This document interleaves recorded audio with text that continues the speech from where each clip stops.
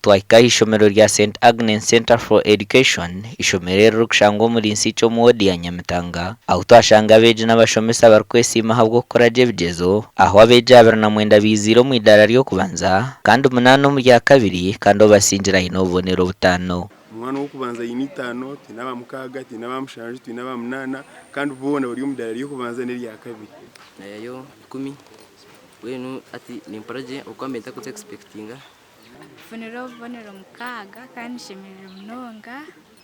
This is a school I went to since my P3 to P7 and I'm here to stand with my sister Joy who has also finished from the same school. She got aggregate 5. I felt so happy after receiving my results. It took me some time to believe it, but I really thank God.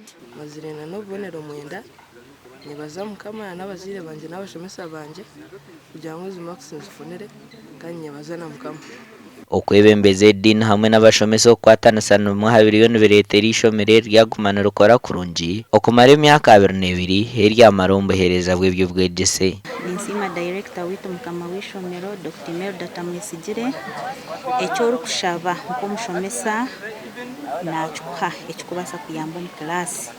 Orkwebembera ishomero rya St Agnes Center for Education yagamba hanshongeje emirire yitu mirungi ndabana ntubarebera tine ba metrons barungi abakwata n'ebya dormitories mwe nimbashaba kugira ngo bareta abana babo habo ku St Agnes neza kubagunjura biyema abantu bo mu gashonyensya.